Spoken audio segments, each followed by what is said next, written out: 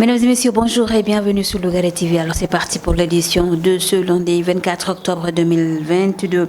Alors on démarre l'actualité avec la 8e édition du Forum de Dakar sur la paix et la sécurité qui s'est ouvert ce matin à Diamniadio. Alors durant 2 jours, des autorités, des chefs d'État d'Afrique et d'ici et d'ailleurs vont se rencontrer, des autorités africaines et étrangères pour parler de l'Afrique, bien sûr, et à l'épreuve des chocs exogènes, défis et de stabilité et de souveraineté. Tel est le thème retenu cette année. Alors en arrière-plan, la lutte contre le terrorisme, les contre-coups de la Covid-19 ainsi que de la crise russo-ukrainienne, l'instabilité politique et sociale des États africains seront sans doute les points focaux sur lesquels vont s'appesantir justement ces autorités africaines qui seront donc dans cet événement. Au regard de ces bouleversements, les sorties de crise seront certainement proposées par les dirigeants africains, mondiaux, chefs d'État et de gouvernement et des décideurs également. Alors 300 participants justement sont attendus pour ce grand forum sur la paix et la sécurité qui se tient actuellement à Dakar, c'est plus précisément à Diamniadio. Justement, parlant de ce forum, le chef de l'État, Macky Sall, il a ouvert ce forum ce matin. Alors, en prenant la parole, il a affirmé, le chef de l'État, que le continent africain est devenu aujourd'hui un des épicentres du terrorisme. Et devant ce constat, le président Sall a déploré le manque d'engagement des Nations Unies, des Nations Unies, à vaincre justement ce fléau du terrorisme. Alors, nous allons écouter justement un extrait de cet entretien. Le chef de l'État, il faisait face à ces décideurs. C'était ce matin à Diamniadio. Suivons ensemble. C'est pour nous de rendre opérationnelle la force africaine en attente et de financer de façon plus adéquate le fonds de paix de l'Union africaine. Nous ne pouvons pas compter toujours sur le financement extérieur pour assurer notre propre sécurité et bâtir une architecture de paix viable. Je vais donner l'exemple pour saluer le geste du président Lorenzo et le geste du Sénégal qui, à eux deux, ont contribué chacun pour 1 million d'euros pour permettre le déploiement immédiatement d'une force africaine au niveau de la RDC et du Rwanda, force d'interposition. C'est un exemple, mais cet exemple doit être multiplié à l'échelle africaine pour que d'abord nous fassions les efforts internes de mobilisation avant de demander l'appui de nos partenaires extérieurs. Je suis convaincu que l'Afrique a encore quelques capacités pour mobiliser un minimum de ressources pour financer la paix sur le continent. Mesdames et messieurs, aujourd'hui, la menace à la paix et à la stabilité réside également dans la crise économique profonde qui secoue le monde. Des millions de personnes n'arrivent plus à supporter le coût de la vie et d'autres basculent dans l'extrême pauvreté, sans espoir d'un lendemain meilleur. Ces circonstances exceptionnelles appellent des mesures exceptionnelles. Ainsi, afin de soutenir les ménages et les entreprises, nombre de pays développés ont, et à juste titre, passé outre les règles jusque-là tabous en matière de limitation des subventions, de ratios d'endettement et de seuil du déficit budgétaire. Mais pour des économies structurellement faibles comme les nôtres et dépourvues de mécanismes financiers d'amortissement des chocs, les efforts internes restent naturellement insuffisants. Surtout que la situation s'est détériorée avec les graves menaces qui pèsent désormais sur l'agriculture et la sécurité alimentaire. Nous parlons santé à présent à Andigosem, qui sera en grève. Ce sera pour les 25 et 26 octobre prochains. Alors, à l'issue de l'évaluation du 21 octobre dernier, suite à la trêve observée pour permettre aux populations de bien passer le Gamou, la coalition Andigosem, intersyndicale des agents des collectivités territoriales, a décliné un 4e plan d'action pour amener l'État du Sénégal à respecter ses accords en élargissement, bien en élargissant voilà les argumentations de salaire, les augmentations de salaire plutôt à tous les agents 3 et un soutien aux camarades de lutte donc à Worosogi ainsi qu'à Talibou Dabo et Amour. Alors Malo Detchab et ses camarades qui seront en grève, ce sera pour les 25 et 26 octobre prochains. Et dans ce 4e plan d'action, retenez bien, Mbalo Detcham et ses camarades entament une grève de 48 heures, comme je vous le disais tantôt, avec bien sûr toujours le respect des urgences. Interdiction de vente de maillots, on a parlé également des Lions du Sénégal. Les commerçants face à un stock important, ils ont étalé leur colère. C'était ce week-end pour se faire entendre. Alors ils ont tenu un point de presse et c'est pour dénoncer cette situation. Justement, nous allons revivre ensemble donc cette colère des commerçants. C'était ce week-end à Dakar. Nous allons suivre ensemble. Parce que beaucoup de gens di taal ay pneu wala di perturber la circulation des gens bëgguñu loolu parce que commerçant yi wax dëgg sax mosoo dëgg fii marché bu fi am ñu ne commerçant yi ngi nekk fii di marché di taal ay pneu yooyu noonu donc bu ñu defee lii tey pour jàmm la ñu woote donc nag li ñuy ñaan mooy que ni ñu wax ci le plus rapidement possible voilà. Non, pour le moment il y a plus de 37 000 maillots yoo xamante ne jël nañ ko te commande bi bon bari na ñi ay conteneur la ñu chargé ñii dañoo def groupage et tout conteneur yi di agsi vraiment ñu introduire ñu lépp donc vraiment ça fait un problème. kan moo leen tere jaay maillot yi. Bon notification bi jot mooy dañoo ne la fédération sénégalaise football ñu interdire jaay maillot ñoom kese ñoom habilité pour jaay maillot yi te ñoom maillot yi ñu jaay ay 60 000 ak 100 000 francs la ñu jaay maillot ñun suñu maillot ay 5 000 francs wala ay 4 000 francs wala 6 000 francs la ñu jaay maillot voilà. Donc ñu loolu la ñu xëy am wàcc suñu maillot ñoom ñu ne fii di nga fi jaayee maillot parce que fédération dañoo interdit jaay maillot voilà. tey lan ngeen ko def. Bon ñun boo defee gisoo ñu def interview bi pour que ñoom ñu jot ci buñ ci jotee ñu saafara ko le plus rapidement possible bàyyi commande yi nga xam ne def nañ ko ñu écoulé ko mënuñoo def ay commande de conteneur de maillot ñu interdit ñu ko jaay loolu mënta nekk c'est impossible kon nuñ koy fu ñu ko jëmee. bagage yaa ngi ci yoon bi di ñëw am ñoom agsi nañ ñu jël lépp ñu interdit ko donc vraiment loolu c'est des choses à revoir. Bon plus de 300 millions poussière ah parce que conteneur maillot du caaxaan nga def say commande ñii ñoo ngi dem def prêt ñii ñoo ngi comment dirais-je jaay seen i bien pour dem jëndi bagage ñu andi ko ñu tere ko donc vraiment métti na quoi en fait.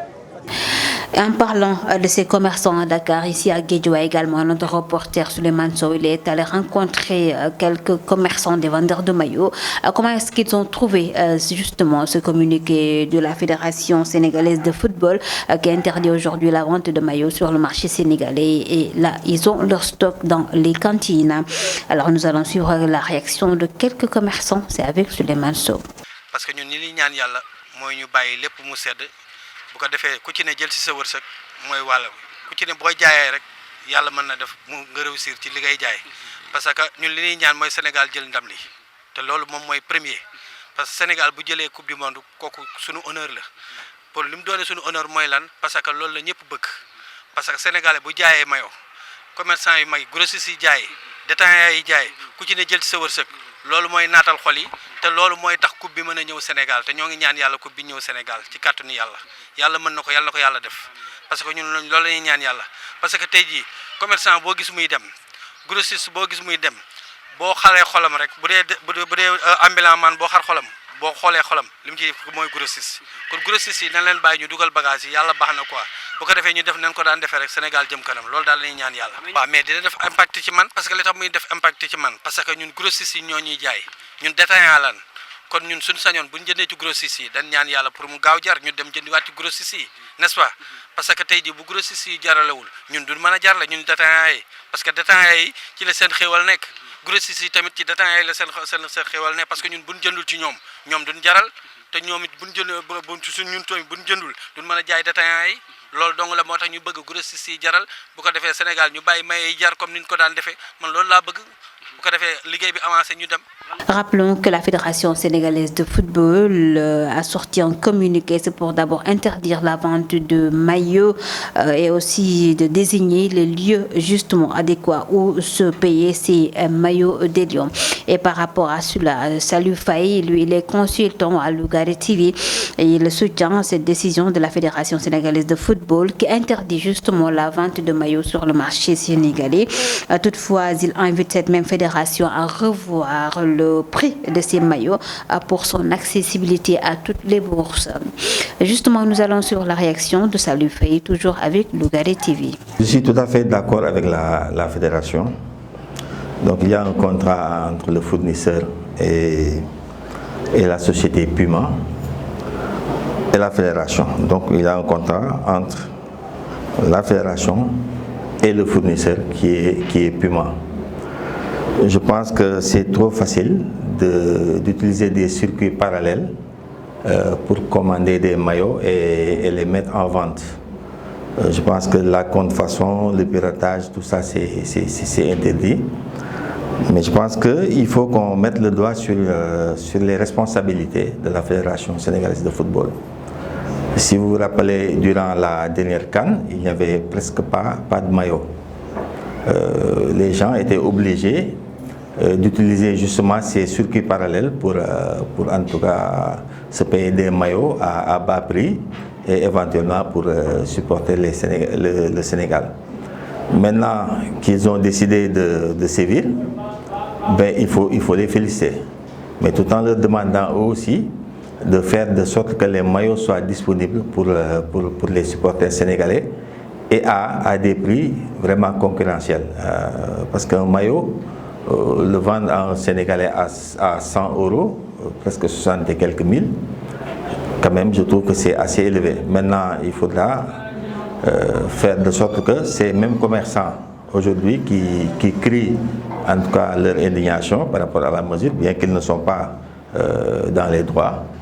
il faudra quand même prévoir un lot de maillots pour qu'ils puissent eux aussi vivre de leur métier. Donc je pense que c'est une bonne chose que de sévir dans ce domaine. Mais quand on sévit, il faut mettre quand même en tout cas une autre structure pour permettre un bon écoulement des maillots des Lions. Parce qu'on va vers Qatar, vers le Qatar, la Coupe du Monde Qatar. Donc il faudrait que ces maillots officiels soient disponibles le plus rapidement possible. La fédération a un problème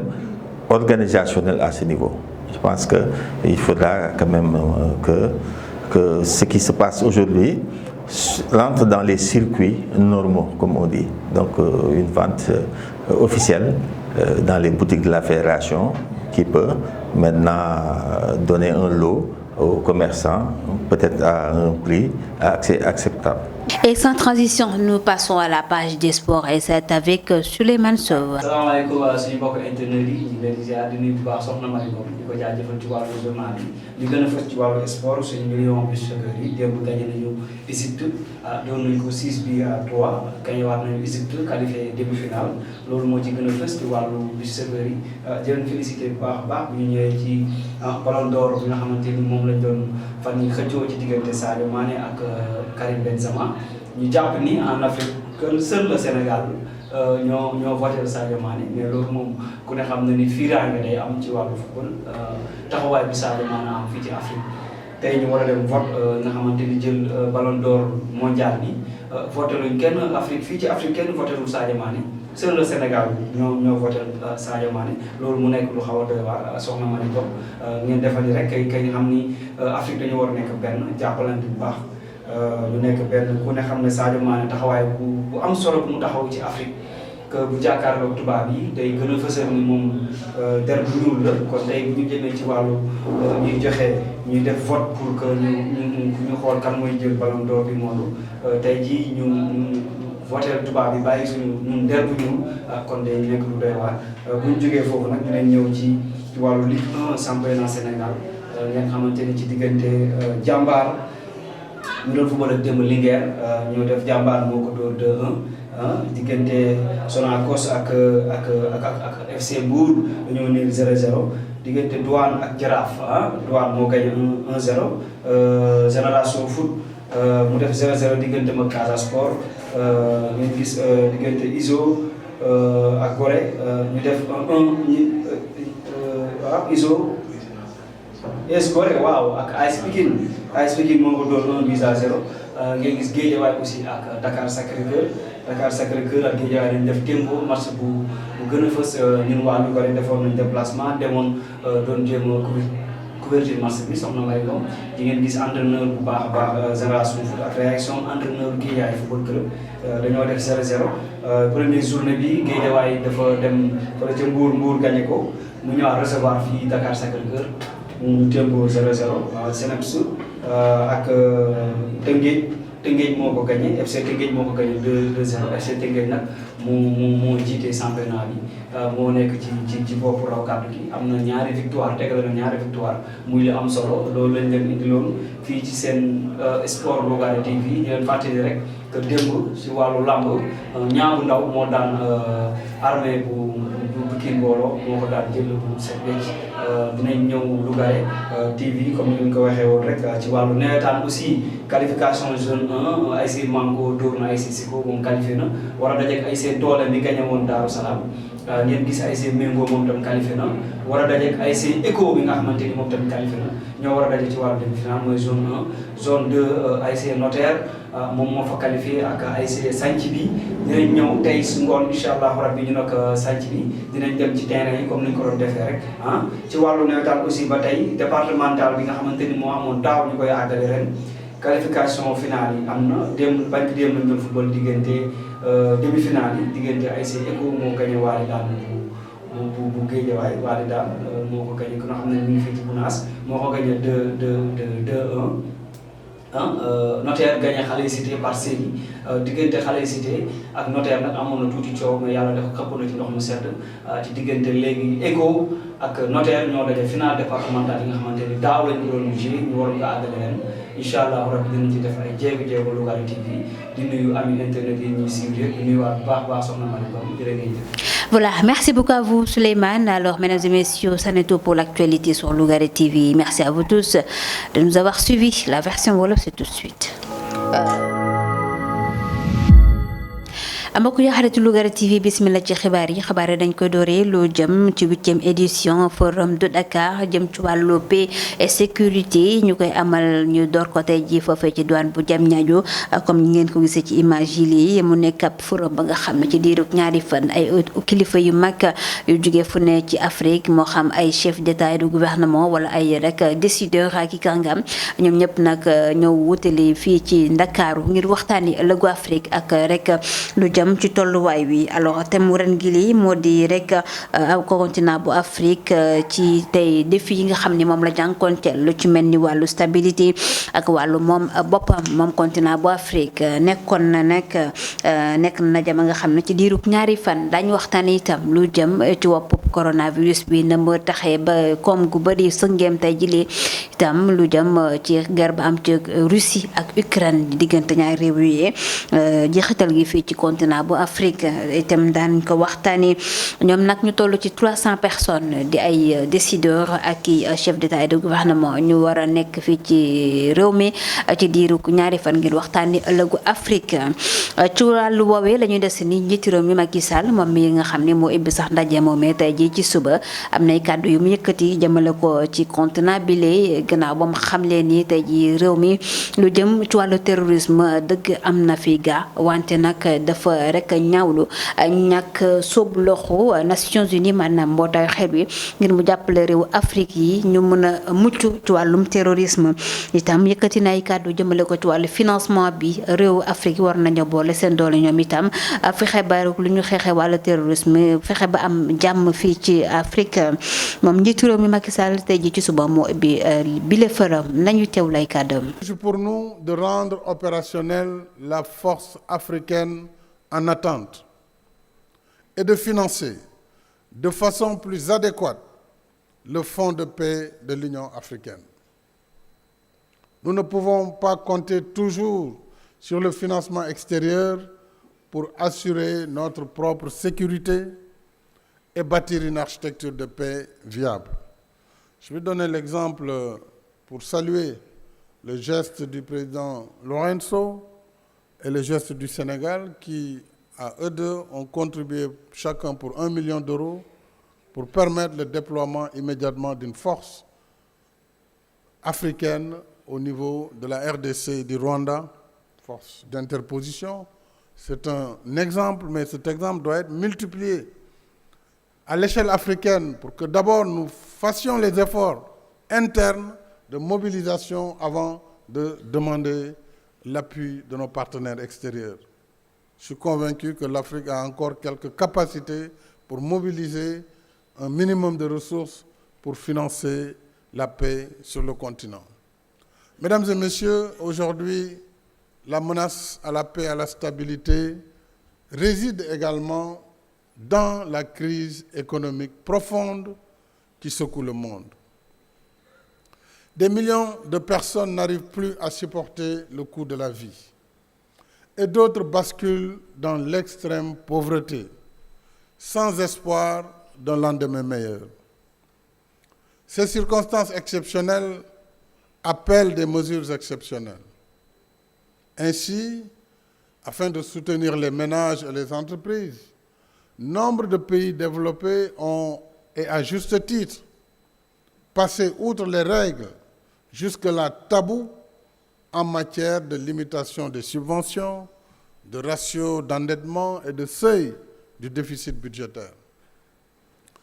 Mais pour des économies structurellement faibles comme les nôtres et dépourvues de mécanismes financiers d'amortissement des chocs, les efforts internes restent naturellement insuffisants. Surtout que la situation s'est détériorée avec les graves menaces qui pèsent désormais sur l'agriculture et la sécurité alimentaire. gannaaw si loolu ñu wax lu jëm ci ànd gësam mbaalu jëcaam ak ñi mu àndal ñoom it bëgg nañoo rek amal ab gerew ñaar fukki fan ak juróom jàpp ñaar fukki fan ak juróom benn ci weer octobre bi lee li nu mel ñi ngi ko xamle gannaaw nag ba ñuy xamal ni itam ne rek évaluation bi ñu doon amal ñaar fukki fan ak benn ci weer octobre bi lee dafa taxaw rek ñu teg lépp ci suuf bëggoon nag askan wi mën a dem gàmmu ci jàmm ak salaam ci noonu la ñu fësal ne seen 4e plan d'action war nañ ko amal jëmmal ko ba tey ñi ngi woo nguur gi mu sàmmanteeg engagement yi mu jëloon ak moom ak ñoom liggéeykat yi yëngu ci wàllu wér-gi-yaram lu ci mel ni yokku seeni payoor fexe itam ba képp kuy agent de santé nga yëg yokkute googu yi moom mbaalu jataam ak ñi mu àndal ñu ngi fësal itam ba tey ci communiqué bi di ñu xamal ne seen gerew bi lii di urgence yi du ca bokk wante rek tey ji bëgg nañoo gën a jàppale seeni camarades yi nekk ci Ourossogui ci Mbour ak ci Talibou Dabo ba tey ji ñeenteelu plan d'action bi mi ngi wax donc mu nekk gréwu ñaari fan ñaar fukki fan ak juróom ak ñaar fukki fan ak juróom benn fii ci weeru octobre bi ñu génn mi ngi wax gannaaw si loolu ñu wax lu jëm ci tere ba nga xam ne tere nañ ko jaay ay maillot ci marché bu Sénégal gannaaw ba ñu gisee ne bëri na ay contrefaçon yu ñu fi gis fédération sénégalaise de football jël dogal gu yees googu nga xam ne tey ji neexul benn yoon jaaykatu maillot yi ñoom nag ci dibeer gi doon nañ amal ab conférence de presse woote ngir nag ñoom it yuuxu wàllu gannaaw ba ñu gisee ne ñoom stock bu bëri la ñu am ci seen i cantine te bu ñu ko jaayul itam pertange toog rek la leen di indil loolee tax ba ñu woo rek média yi ñoom it ñu fësal seen naqar di wax ne lu ni mel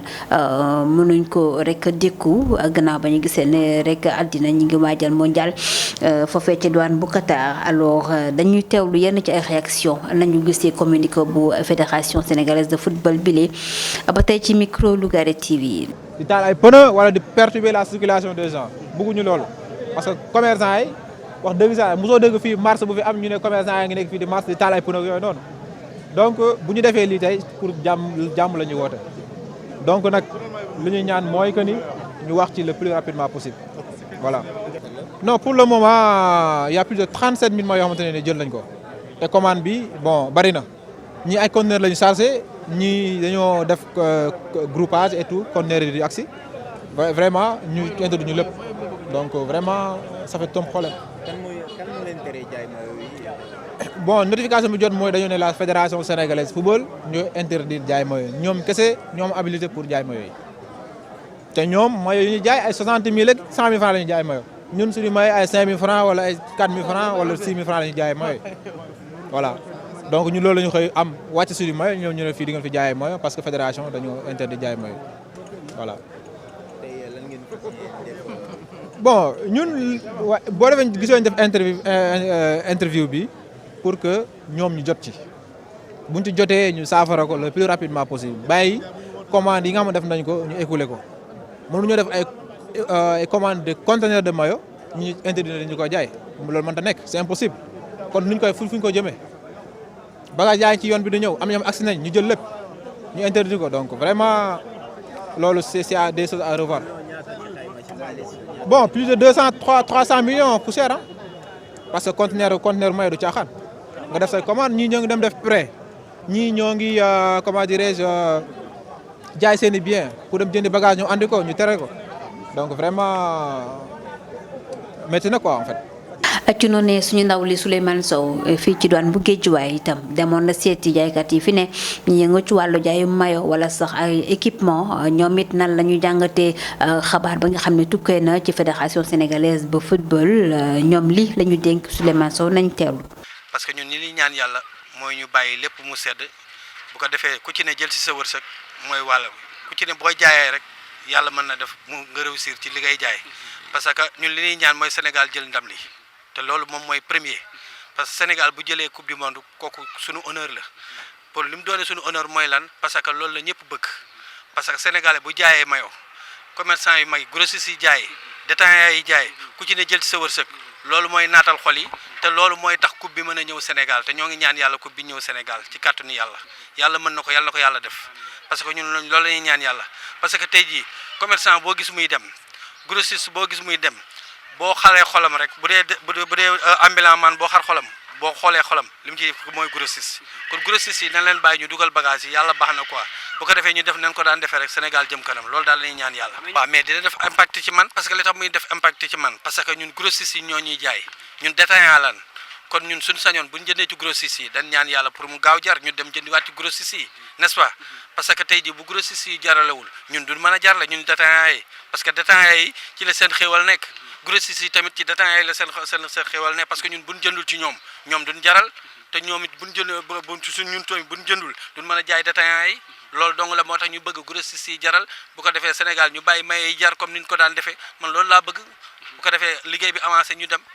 gannaaw si loolu Saliou Faye moom consultant la fii ci Lougaré TV mag ñuy xamal itam ni ànd na bu baax ci décision ba nga xam ni fédération sénégalaise de football jël na ko ngir dakkal lépp luy jaayu mayo ci mbedd mi te rek wu joxañ fa nga xam ni fa lañ war a mën a jëndee mayo yooyee ngir jàppale équipe nationale bu Sénégal alors moom lañ cay yokk moom Saliou Faye mooy di rek fédération boobee nga xoolaat njëgu mayo yi ndaxte nag bu seeree ñëpp képp kuy Sénégalais du ci mën a jot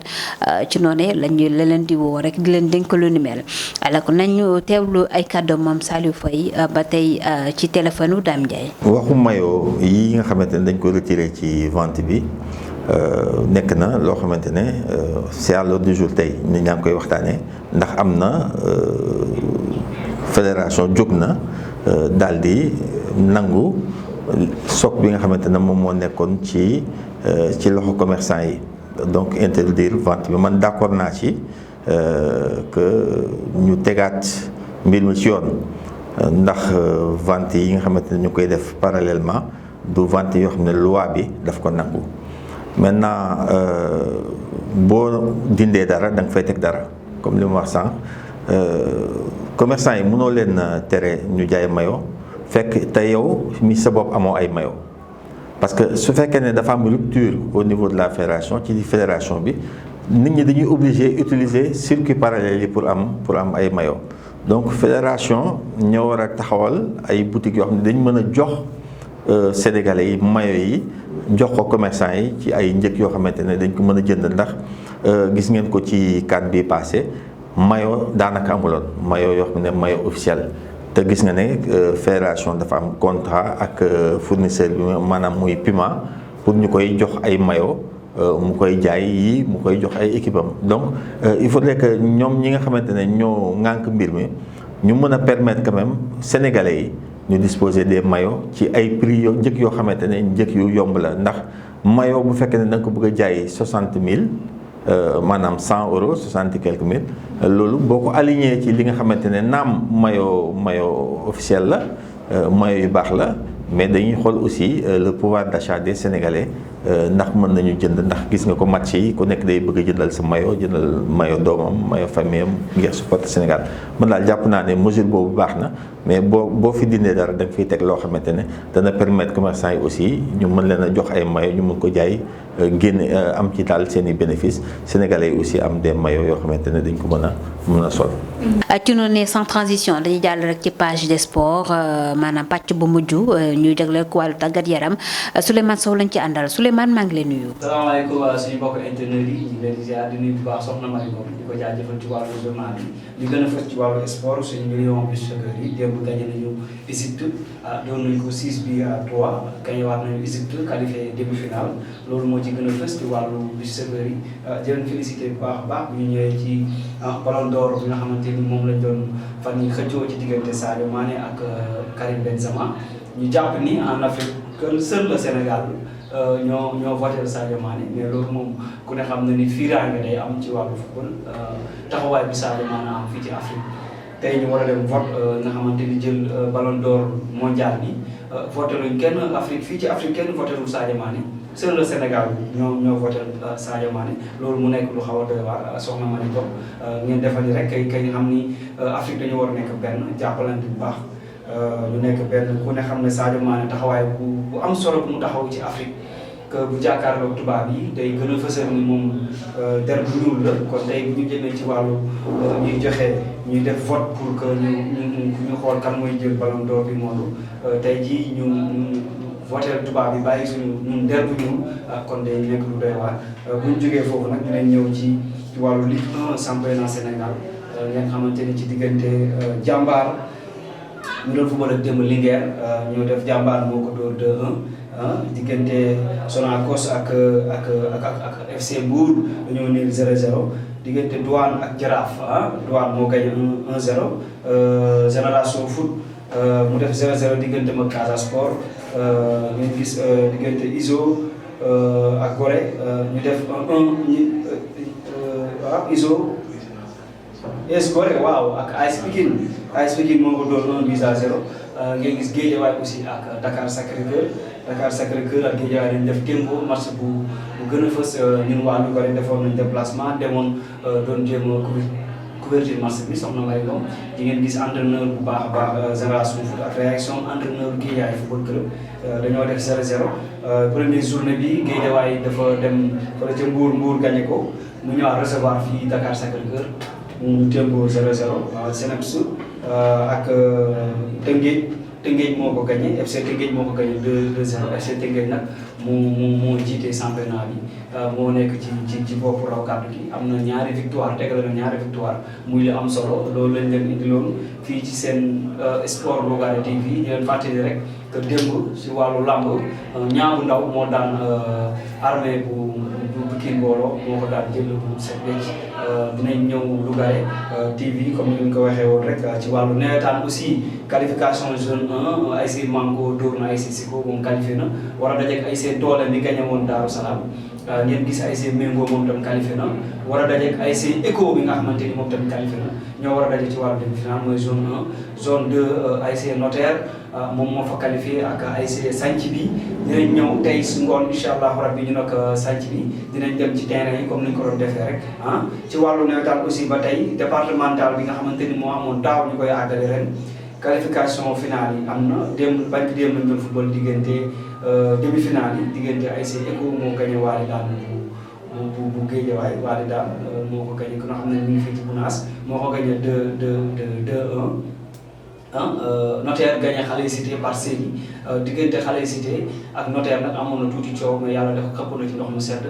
ci diggante léegi Eco ak Notaire ñoo daje final départemental yi nga xamante ni daaw lañ ko doon joué ñu waroon ko àggale ren incha allah rabbi dinañ ci def ay jéego Lougaré TV di nuyu ami internet yi ñuy suivre di nuyuwaat bu baax soxna Malikom jërë ngeen jëf. Ami Ngor di ko jaajëfal bu baax moom Souleymane Sow yore wàllu sport fii ci Lougaré TV yéen itam mbokk yi di leen jaajëfal ci teewlu bi di leen jox dig daje